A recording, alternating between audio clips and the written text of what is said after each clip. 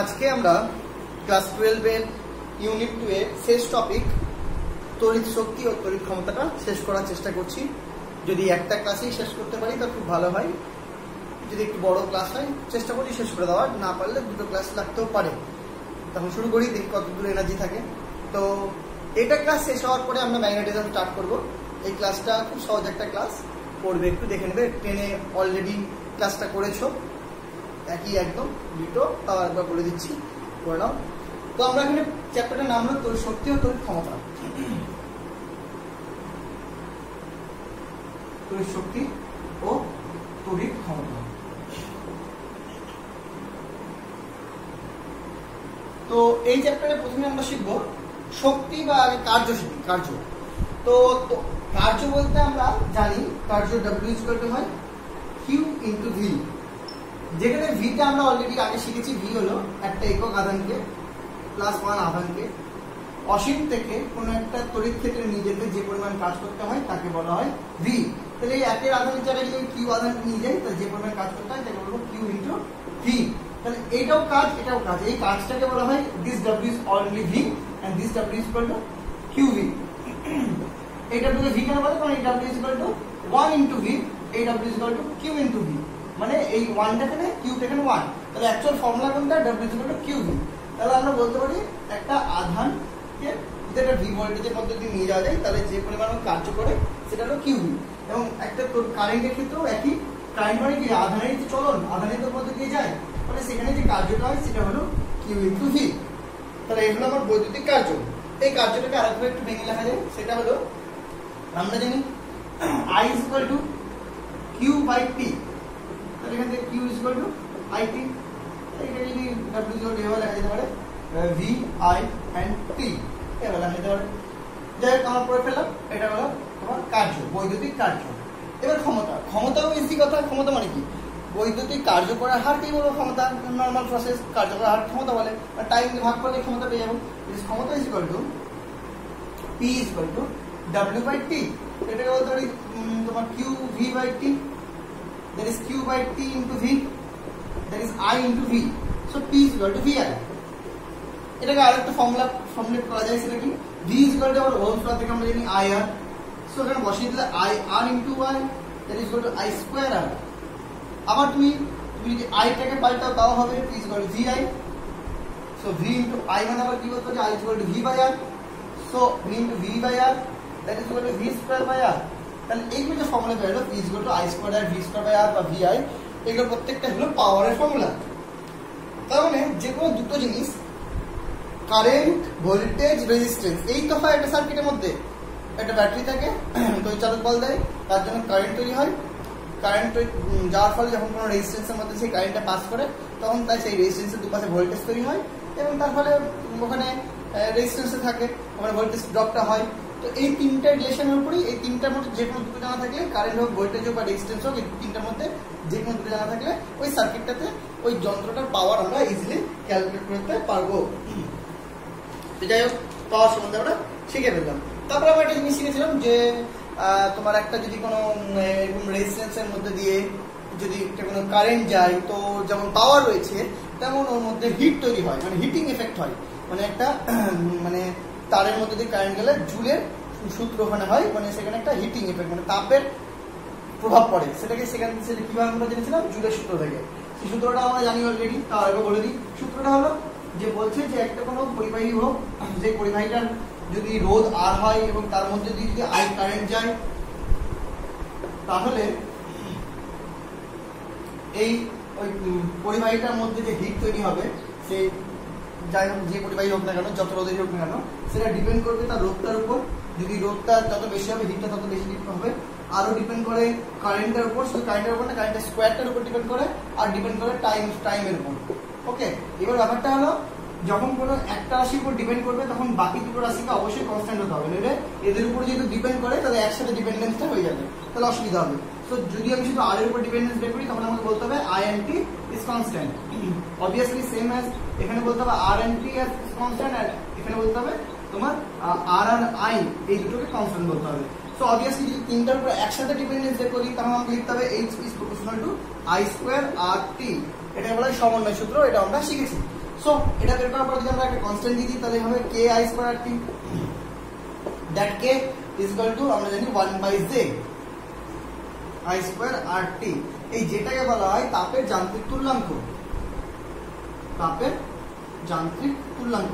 এবার দেখো এখান থেকে j ইকুয়াল টু বলতে পারি I square R T by H, তাই না, I square R T by H.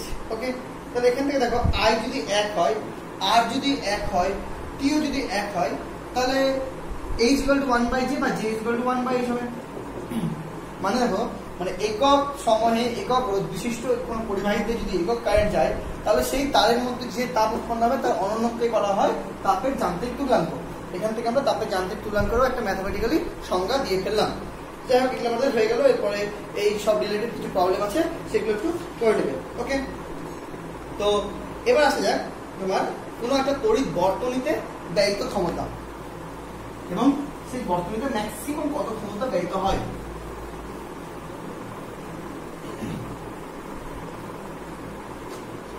তড়িৎ বর্তনীতে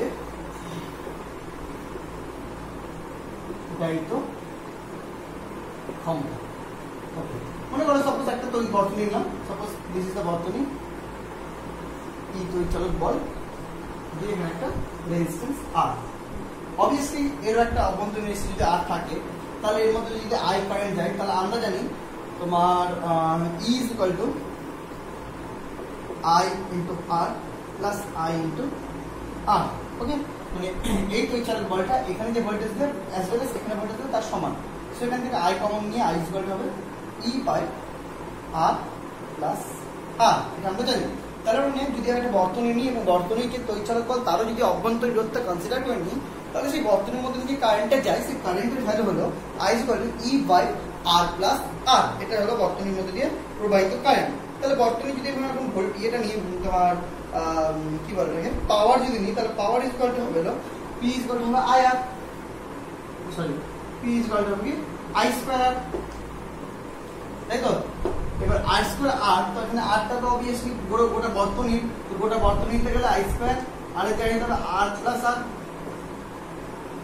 তাহলে বর্তনী পাওয়ার বেড়ে গেল। তাহলে power P is equal to I square R plus R এর মানে sorry I R plus R তো থাকলো, আই স্কয়ার যদি ভ্যালু বসিয়ে দিই তাহলে E square by R plus R তার স্কয়ার ইনটু আর প্লাস আর।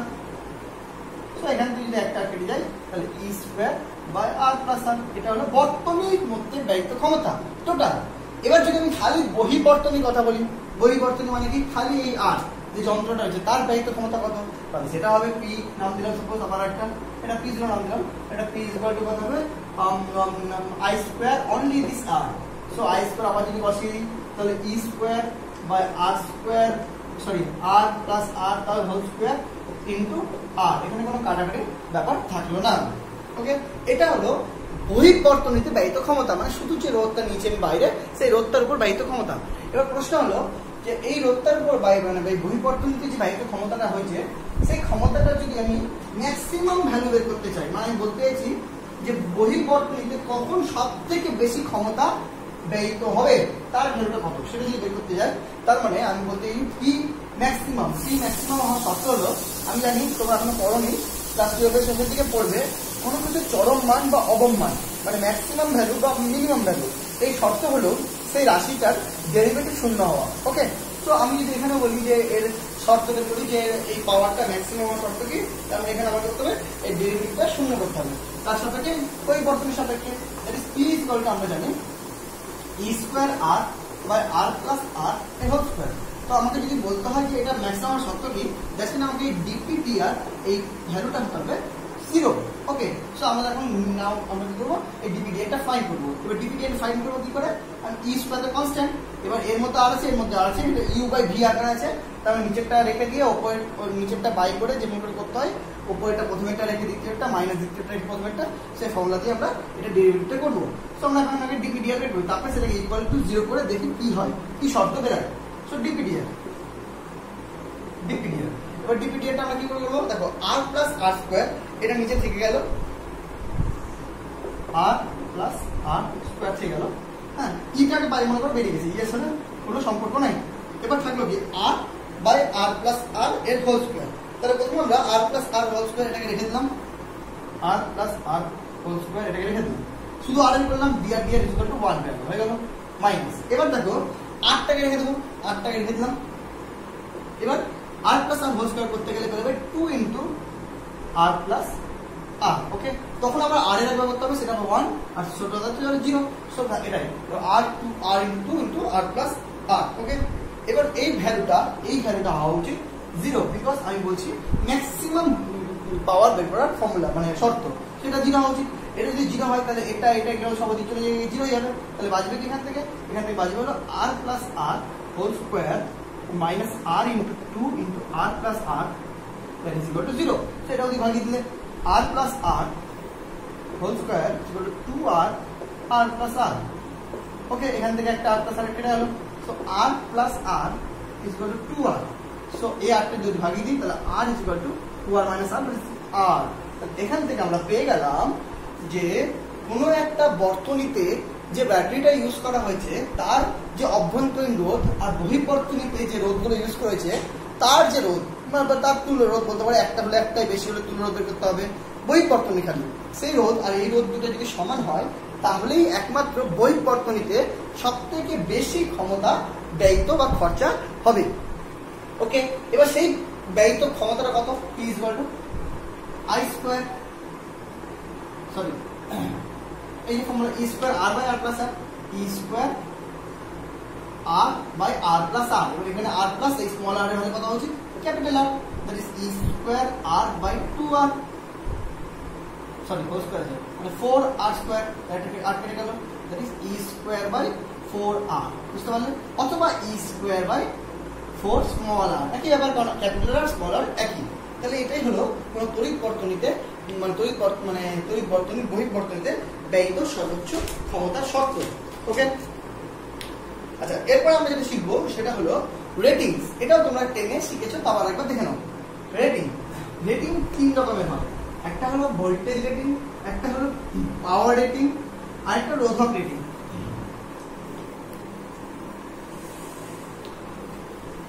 ভোল্টেজ রেটিংটা সবথেকে বেশি, ভোল্টেজ আর পাওয়ার যে একসাথে রেটিংটা সেটা সবথেকে বেশি ইম্পর্টেন্ট। একটা যন্ত্রে সাধারণত ভোল্টেজ আর পাওয়ারে একটু মিক্স করে যে রেটিংটা হয় সেটাই লেখা থাকে। রেটিং বলতে কি বোঝায়? ভোল্টেজ রেটিং মানে কোনো যন্ত্রের গায়ে যদি 220 লেখা থাকে তাহলে বুঝতে হবে সেই যন্ত্রটা 220 ভোল্টেজেই সব থেকে ভালো কাজ করবে। ওকে, ড্যাশ দিয়ে যদি লেখা থাকে 100 ওয়াট, দ্যাটস মিন এটা পাওয়ার রেটিং হয়ে গেল। তার মানে বুঝতে হবে 220 ভোল্টে সব থেকে ভালো কাজ করবে, বুঝলাম।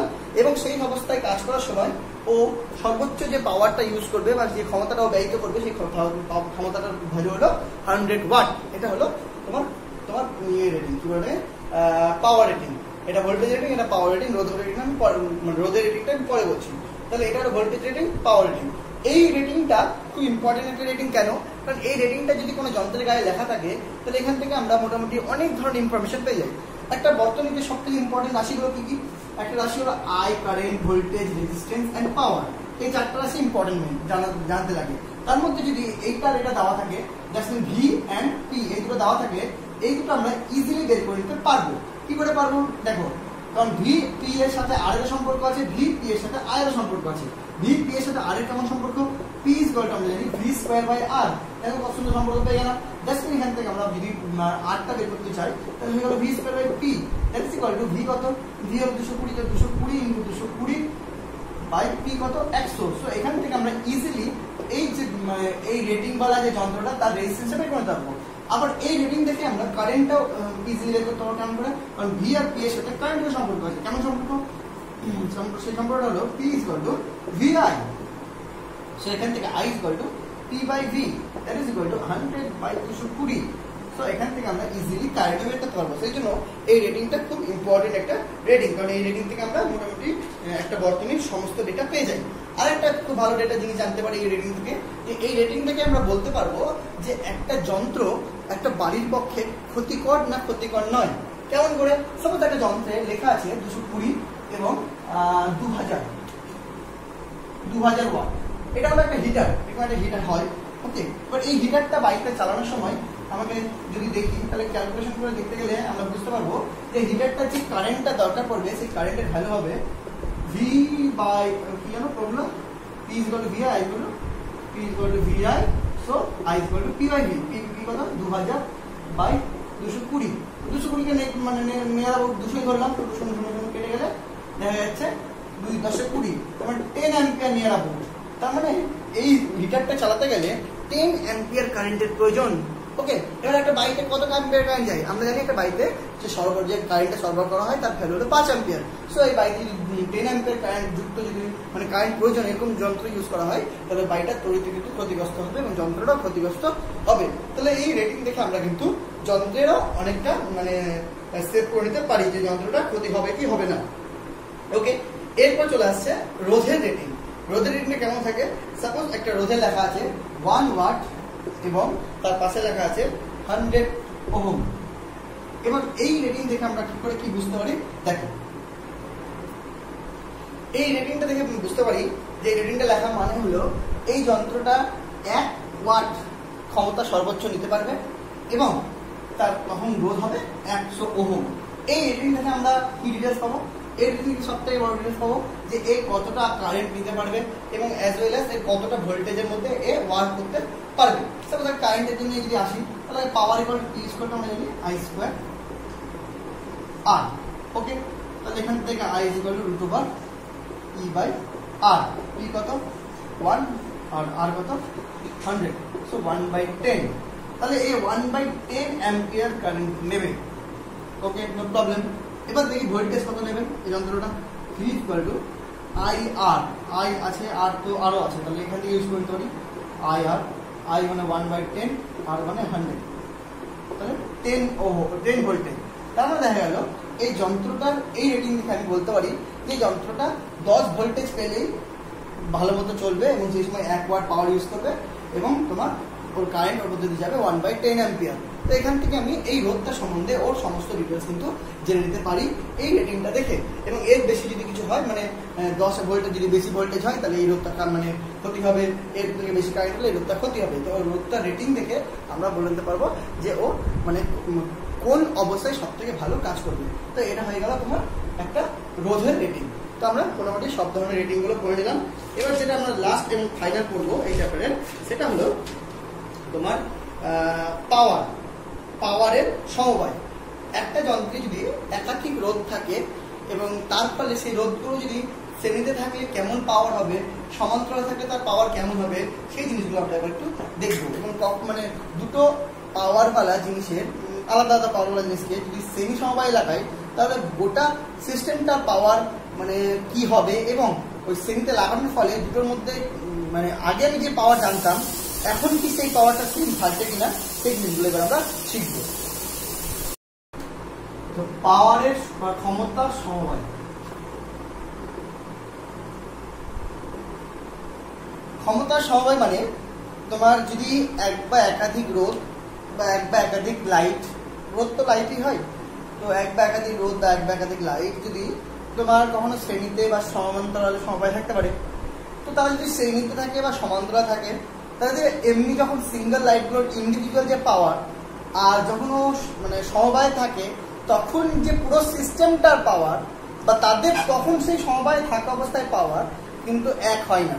কেমন হয় দেখা যাক। হ্যাঁ, তো প্রথমে যদি আমরা সমান্তরাল সমবায়ের কথাই বলি, সমান্তরাল সমবায় মনে করলাম দুটো নিয়ে কাজ করছি। একটা মনে করো দুটো রোধ নিয়ে কাজ করছে R1 এবং R2। ওকে, সো এবং তারা যদি সমান্তরাল থাকে 1 2 R1 R2 P1 P2 দুটোর পাওয়ার আলাদা। ওকে, তারা যদি একটা ব্যাটারি অ্যাক্রসে থাকে, নাম্বার 1 আমরা বলতে পারি যে এই ব্যাটারি অ্যাক্রসে যেহেতু দুদিকে কারেন্টটা ভাগ হয়ে যাবে ঠিক I1 I2, কিন্তু আমরা জানি সমান্তরালে ভোল্টেজ ভাগ হয় না, এখানে VA এখানে VB। সো এই রোধটার মানে দুপাশে ভোল্টেজ VA VB, এই রোধটার দুপাশে ভোল্টেজ VA VB, অর্থাৎ এই রোধ দুটোই তোমার সমান ভোল্টেজের আন্ডারে কাজ করবে। অর্থাৎ সমান ভোল্টেজের আন্ডারে কাজ করবে মানে এই রোধ দুটো সমান পাওয়ার মানে যা ওর পাওয়ার সেই পুরো পাওয়ারটা পুরোপুরি ব্যবহার করবে। এবং তার ফলে এই যে বর্তনীটার যদি ইন্ডিভিজুয়াল পাওয়ার P1 P2 হয় তাহলে এই বর্তনীটার যে মোট পাওয়ার হবে মানে বর্তনী পাওয়ার P' = P1 + P2। এবার যদি একটা প্রশ্ন করি আমি যে সাপোজ R1 এবং R2 আমি জানি, মানে R1 এবং R2 যে দুটো লাইট তাদের রেটিং আমি জানি। সাপোজ এই লাইটটার যে রেটিং, সেই রেটিংটা মনে করে বললো 100 ওয়াট, সরি 220 ভোল্ট 100 ওয়াট। আর এই লাইটটার রেটিং, এটা R1 এর রেটিং, হ্যাঁ, এবং এই লাইটটার রেটিং 220 ভোল্ট 60 ওয়াট। ওকে, এটা R2 রেটিং, এই দুটো বাল্বের রেটিং। এবার তোমাকে প্রশ্ন করলো যখন এটা এরকম শ্রেণী সমান্তরাল সমবায়ে লাগানো থাকবে, কোন লাইটটি বেশি উজ্জ্বল ভাবে জ্বলবে? তার মানে কি, এমনি সিঙ্গেলি এই লাইটটা যদি লাগাই তাহলে বেশি উজ্জ্বল জ্বলবে, এটা কম উজ্জ্বল জ্বলবে। কিন্তু এদের যদি একটা সমবায়ে লাগাই তাহলে কিন্তু এর কোনো মানে নেই যে এটাই বেশি উজ্জ্বল ভাবে জ্বলবে। আমাকে দেখতে হবে এই সমবায় অবস্থায় কোন লাইটটা বেশি উজ্জ্বল, মানে কোন লাইটটা বেশি পাওয়ার খরচা করছে। তো যাই হোক, সমবায় অবস্থায় আগে আমি R1 আর R2 বের করে ফেলি, ঠিক আছে? R1 আর 2 এখান থেকে বের করা যেতে পারে।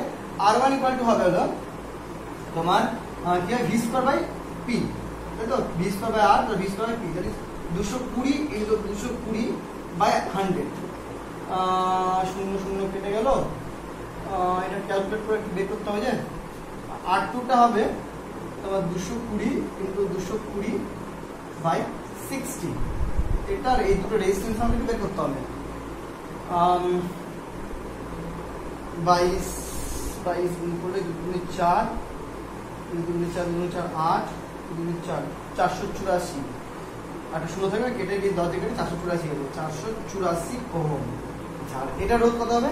এটা শুধু 0 0 কাটবে, 222 6 দিয়ে 3 2 6, 11 2 22, 220 ইন্টু 11, 11 0 0, 11 2 22, 11 22 23 24 বাই 3, 3 8 24 0 3 6 806, 806 ওহম।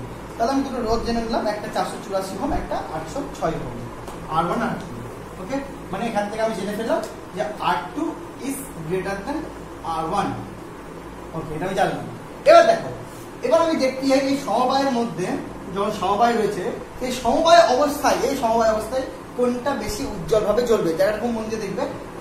এবার দেখো, সমবায়ের সিস্টেমে যে পাওয়ারটা, সেই পাওয়ারটা ভিটা দেখো মানে একই, এর মধ্যে যাবি, এর মধ্যে তাই ভি। তাহলে যে কোনো একটা যেটা সেম, সেটা দিয়ে যদি আমি ফর্মুলাটা করি, তাহলে P1 ইজ ইকুয়াল টু হবে হলো কি হয়, P is equal two VI I square R আর একটা V স্কয়ার বাই R। তাহলে এখানে আমি R দিয়ে কম্পেয়ার করতে চাইছি এবং V ইকুয়াল, তাহলে V দিয়ে যদি ফর্মুলাটা করি তাহলে P1 is equal to V square by R1। Okay, P2 is equal to V square by R2। দেখো, এটা যদি আমি কম্পেয়ারটা করলাম P দিয়ে, কেন P দিয়ে কম্পেয়ার করলাম? কারণ Vটা এখানে ইকুয়াল। যদি Vটা এখানে ইকুয়াল হয় তাহলে আমি এখান থেকে P1 বাই P2 টা বের করতে পারবো। P1 বাই P2 হবে P1 V square by R1 into R2 by, তাহলে R2 বাই R1। তাহলে এখান থেকে আমি দেখতে পেলাম যে সমবায় অবস্থায় P is inversely proportional to 1 by R। এখান থেকে বোঝা যাচ্ছে যে সমান্তরাল সমবায় অবস্থায় যে রোধটি বেশি হবে তার পাওয়ারটা কম হবে এবং যে রোধটি কম হবে তার পাওয়ারটা বেশি হবে। তাহলে কার রোধ কম? 484, এর রোধটা কম, তার মানে R1 এর পাওয়ার বেশি হবে। দ্যাটস মিন R1 কে 100, তার মানে 100 ওয়াট। এই অবস্থাতে 100 ওয়াট মানে যেটার পাওয়ার বেশি ছিল আগে, সেটাই বেশি ভালো করে, বেশি উজ্জ্বল করে জ্বলবে। আর যেটার পাওয়ার কম ছিল 60 ওয়াট, সেটা কিন্তু কম উজ্জ্বল করে জ্বলবে। ওকে, এবার দেখো একই জিনিস শ্রেণীতে গেলে আরো তোমার ক্লিয়ার হয়ে যাবে। সাপোজ এবার আমি এই জিনিসগুলোকে শ্রেণীতে করছি, এই দুটো, এটা থাক পাশে, শুধু এই দিকটা আমি করলাম, এই দুটোকে আমি শ্রেণীতে করে ফেললাম। মনে করো এই R1 and this is R2, তাহলে আমি এটাকে রাখলাম শ্রেণীতে। এবার শ্রেণীতে লাগালে আর ভি তো দুটো সেম নাই, পাল্টে গেছে, কিন্তু এক্ষেত্রে সেম হয়ে গেল কারেন্ট, কারণ এখানে যা কারেন্ট যাবে এখানেও সেই কারেন্ট যাবে। তখন আমাকে ফর্মুলাটা, পাওয়ারের ফর্মুলাটা এবার আমি এটা ইউজ করবো, কারণ আর দিয়ে আমি কম্পেয়ার করবো, কারণ আরটা আমরা জানি। সেই জন্য আমি কি করলাম, পাওয়ারের ফর্মুলাটা এই অবস্থায় রেখে আমি সেটাকে আই দিয়ে যদি বের করি, তাহলে বলতে পারবো আমরা যে P1 is equal to I1 square, sorry I square R1 আর P2 is equal to I square R2। তাহলে সেই অবস্থায় যদি আমরা P1 বাই P2 করি, তাহলে দেখবো হলো R1 বাই R2 আসবে। দ্যাটস মিন এখান থেকে বের হবে P is proportional to R। So semi সমবায় অবস্থায় দেখছি যে যার রোধটা বেশি, সে বেশি পাওয়ার কনজিউম করবে। সো পাওয়ার রোধ বেশি কার 806। দেখো কত সুন্দর শ্রেণী সমবায় যদি লাগাও তাহলে দেখবে যে যেটা পাওয়ার আগে বেশি ছিল মানে তোমার ইসে নর্মালি সিঙ্গেল লাগালে সেটাই কিন্তু কম উজ্জ্বল হবে, আর যেটার পাওয়ার কম ছিল 60 ওয়াট সেটাই কিন্তু এক্ষেত্রে বেশি উজ্জ্বল হবে। 100টা কম হয়ে যাবে এবং 60টা বেশি হয়ে যাবে। ওকে, ইন্টারেস্টিং। এইবার শ্রেণী সমবায়ে যদি তুমি মানে গোটা সিস্টেমটা পাওয়ার বের করতে চাও তাহলে সেটাও বের করতে পারো। গোটা সিস্টেমটার পাওয়ার যদি আমি পি ড্যাশ বলি তাহলে পি ড্যাশ ইকুয়াল টু হয় I square R1 plus R2। ওকে, কারণ প্রত্যেকটা ইন্ডিভিজুয়ালি দেখো যাচ্ছে, তাহলে পি ড্যাশ ইকুয়াল টু হবে I square R1 into R2। তাহলে পি ড্যাশ ইকুয়াল টু লিখতে পারো I square R1 plus R2। এবার আমরা যদি আমরা ওহমস ল অ্যাপ্লাই করি তাহলে বলতে পারি V is equal to I into R1 plus R2। তাহলে এখান থেকে I is equal to V by R1 plus R2। তাহলে এখানে যদি সব বসিয়ে দিই তাহলে হবে V square by R1 plus R2 square into R1 plus R2, that is equal to কেটে গিয়ে V square by R1 plus R2 square whole square, sorry R1 plus R2 মানে। এবার এখান থেকে আমি তাহলে 1 by P dash যদি বের করি তাহলে সেটা দাঁড়াবে R1 plus R2 by V square। এখান থেকে দেখো এটা আমি লিখলাম এটা। এবার এখান থেকে আমি বলতে পারি 1 by P dash is equal to R1 by V square plus R2 by V square। V দিয়ে কেন নিয়ে আসলাম, কারণ ভিটা তোমার এখন আলাদা হয়ে গেছে, কিন্তু প্রত্যেকটা যখন আমি আলাদা আলাদা বের করবো তখন কিন্তু প্রত্যেকটার যে পাওয়ার হবে সেই P is equal to হবে V square by R1, P1 টা আর P2 হবে V square by R2 যদি ইন্ডিভিজুয়ালি বের করি। তাহলে আমি এখন গোটা সিস্টেমটা পাওয়ার বের করছি, তাহলে এটাকে যদি R1 বাই P1 যদি V স্কয়ার বাই R1 হয় তাহলে R1 by V square 1 by P1 আর এটা হবে 1 বাই P2। তো পুরো সিস্টেমটা পাওয়ার হয়ে যাবে 1 by P dash equal to 1 by P1 plus 1 by P2। দেখো বুঝতে পারলে কিনা? তাহলে জাস্ট যেমন রোধের ক্ষেত্রে যেমন হয় এক্ষেত্রে জাস্ট তার উল্টোটা হচ্ছে, যেমন তোমার ক্যাপাসিট্যান্সের ক্ষেত্রে উল্টো হয়েছিল। তুমি কিভাবে আসলো যদি বুঝতে না পারো কমেন্ট করে জানাবে, ঠিক আছে? তাহলে এখান থেকে আমরা পাওয়ারের সমবায় এবং দুটো রোধের দুটো পাওয়ারের দুটো যন্ত্র নিই, লাইটই নিই, তাদেরকে শ্রেণী সমবায় বা সমান্তরাল সমবায় রাখতে গেলে দুটো লাইট বিভিন্ন সময় শ্রেণীতে একটা বেশি আলাদাই, তো সমান্তরাল একটা বেশি আলাদাই, সেটা ডিপেন্ড করে না যে ইন্ডিভিজুয়ালি কার পাওয়ার বেশি, সেটা আমরা জেনে ফেললাম। এটা 10-এও একবার ছিল। যাই হোক, তো এখানে আমাদের তড়িৎ শক্তি ও তড়িৎ ক্ষমতা চ্যাপ্টারটি শেষ হলো, অঙ্কগুলো করবে, হ্যাঁ আমিও কিছু পড়াবো পারলে। এবার তোমাদের নেক্সট আমরা যখন ক্লাস যাব সেই ক্লাসে আমরা শিখবো হলো শুরু করবো ম্যাগনেটিজম পার্টটা। প্রথমেই চ্যাপ্টার যেটা শুরু হবে চুম্বকের মানে তড়িতের চুম্বক ক্রিয়া, ঠিক আছে? মানে যাকে বলা হয় কারেন্টের মাধ্যমে চুম্বক কী করে তৈরি করবো এইসব সম্বন্ধে আমরা জানবো। যাই হোক, নেক্সট ক্লাসে বলবো। Thank you, tata, bye by.